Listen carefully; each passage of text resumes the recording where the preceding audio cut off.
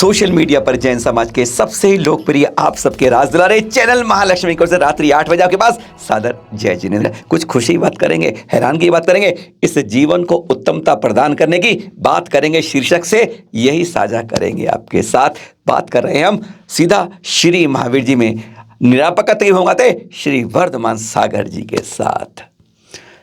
24 तारीख से जो महापंच कल्याण के बाद महामहोत्सव होने वाला है, मस्तकाभिषेक होने वाला है, उससे पहले यह यम सल्लेखना के अंदर जो दो भव्य आत्माओं ने कहते हैं मोक्ष का जैसे द्वार खोल लेते हैं, यही है जिस समय पंचम काल में कहते हैं कि इसे मोक्ष की स्थिति नहीं है, पर कहते हैं इस समय में बीजारोपण कर लेते हैं जिस पर फल आगे वाले कुछ भवों में लग जाते हैं।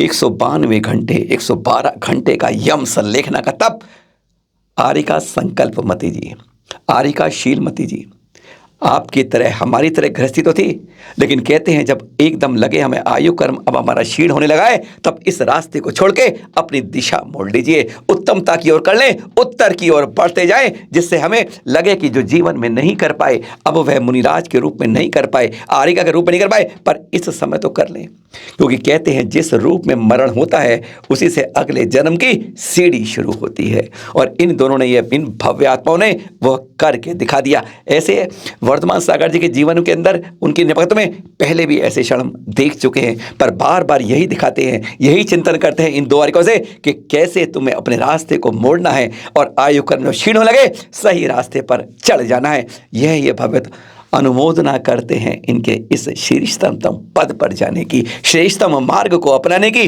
जब लगता है कि अब हमारी इंद्रियां काम नहीं कर रही हैं तो जरूर जब वो बिस्तर पकड़ने लगे उससे पहले यह वस्त्र छोड़ देना और उस रास्ते बढ़ जाना जिस रास्ते पर हमारे तीर्थंकर मुनिराज चलते हैं। पंच परमेष्टि के एक रास्ते पर चलकर तो देखना होगा, यही भावना भाई कि इनको देखकर हम भी उस रास्ते पर आयु कर्म क्षीण हो तो उस रास्ते पर बढ़ पाए। अरे जहाँ खोदो वहीं प्रतिमा आती है, जैसे इंतजार करती है, अभी तक धरा में थी अब मुझे निकाल के अपना ही उद्धार कर लो। आज दो बातें बताएंगे, दो जगह की जानकारी देंगे। पहले मध्य प्रदेश की प्रतिमा देख लीजिए, धार जिले के सादुलपुर तालुका से बिजूर गांव में यह कुछ दिन पहले यह प्रतिमा प्राप्त हुई।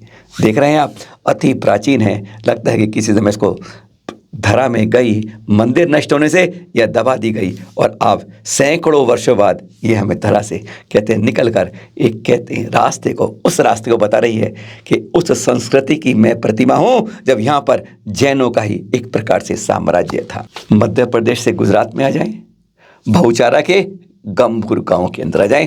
2 दिन पहले ये प्रतिमा मिली है भगवान पार्श्वनाथ स्वामी की।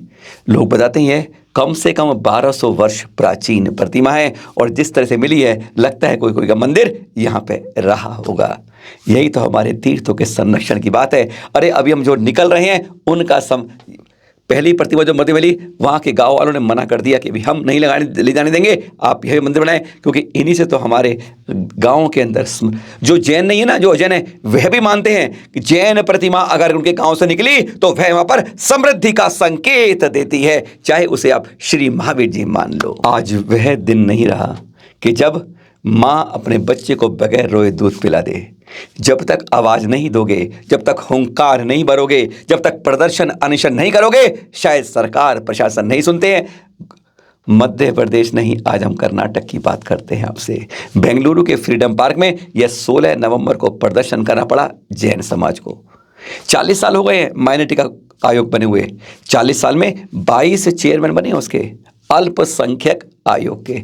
जानते हैं 1 2 3 20 22 सारे के सारे एक ही अल्पसंख्यक समुदाय से, मुस्लिम समुदाय से। ना क्रिश्चियन मिला, ना सिख मिला और ना ही जैन। 60,000 परिवार तो एक ही बेंगलुरु में पढ़ते हैं, एक ही जगह में पढ़ते हैं। और पता है यहाँ पर क्या है कर्नाटक की व्यवस्था, 30% के लगभग मुस्लिम बिलो पॉवर्टी लाइन आते हैं, 19% के लगभग क्रिश्चियन बिलो पॉवर्टी लाइन आते हैं। जैन समाज का आंकड़ा मालूम आपको, इन दोनों को जोड़ लें उससे भी कहीं ज़्यादा 60% के लगभग हमारा जो जैन समाज है BPL बिलो पॉवर्टी लाइन में आता है। पर मिलता है कितना, यह सोचने वाली बात है। 30,000 करोड़ रुपए फंड एकत्रित हुआ, उसमें से 500 करोड़ हम इस्तेमाल कर पाए, 3,000 करोड़ लगभग हमारा फंड यूं ही का यूं ही वापस चला गया। कौन सुने उसके बारे में। जब हमारे समुदाय का चेयरमैन नहीं होता है तब हालत यही हो जाती है, हमारी सारी बातें एक तरफ नकार दी जाती हैं, आवेदन सारी बातें एक लिफाफे में बनकर फाइल में बंद हो जाती हैं। यह प्रदर्शन इसलिए किया गया, सरकार से कहा गया, सीएम को ज्ञापन दिया गया, सिर्फ इसलिए एक बार हमारा भी चेयरमैन होना चाहिए। अगर वर्ष दर्ज बदलेंगे तो भी अब तक 5-6 चेयरमैन कम से कम जैन समाज के। महेश जी ने गुलबर्गा से हमें यह जानकारी दी और हमें भी इस तरह जहां जहां हमें लगता है उत्पीड़न हो रहा है, हमारी बात नहीं सुनी जा रही है, वह अनशन, प्रदर्शन, शांति यात्रा, कुछ ना कुछ कर कर हमें भी अपनी माँ की तरह रोकर उसे बताना होगा कि समय हमारा भी है, कुछ हमारी भी सुन लो। आजकल आप लोगों से बहुत खबरें मिल रही हैं, बेगमगंज की दे रहे हैं। यहाँ पर मुनिश्री समता सागर जी, निष्कंप सागर जी, महासागर जी और एलक महाराज जी सबके पीछे परिवर्तन के कुछ चित्र आपको भेजे हैं, वही दिखा रहे हैं। पुरानी पीछी जब श्रावक को मिलती है ना, वह गदगद हो जाता है और कहते हैं त्याग तप की भावनाएं अंदर अपने आप उद्वेलित होने लगती हैं। महामहोत्सव की तैयारी हो रही है श्री महावीर जी में, चित्र बता रहे हैं, सबको बता रहे हैं, आओ महावीर जी की ओर बढ़े चलो। मुनिश्री अमित सागर जी पहुंच रहे हैं 20 नवंबर को। कहते हैं संतों का भी एक बहुत बड़ा संघ दिखेगा, विभिन्न विभिन्न धाराओं से एक मंच पर देखने को आवागमन होगा, संतों का विहार होगा और यहाँ पर एक महा संत सम्मेलन की तरह एक दृश्य देखेंगे भावुकता के साथ श्री महावीर जी के अंदर। आप लोग बहुत खबरें भेजते रहते हैं, बहुत बहुत धन्यवाद आपका, क्योंकि चाहते हैं कि हर खबर चैनल महालक्ष्मी जरूर आए, पर हमारे पर रोज 20-25 आती हैं, 7-8 सुना पाते हैं, कुछ रह जाती हैं।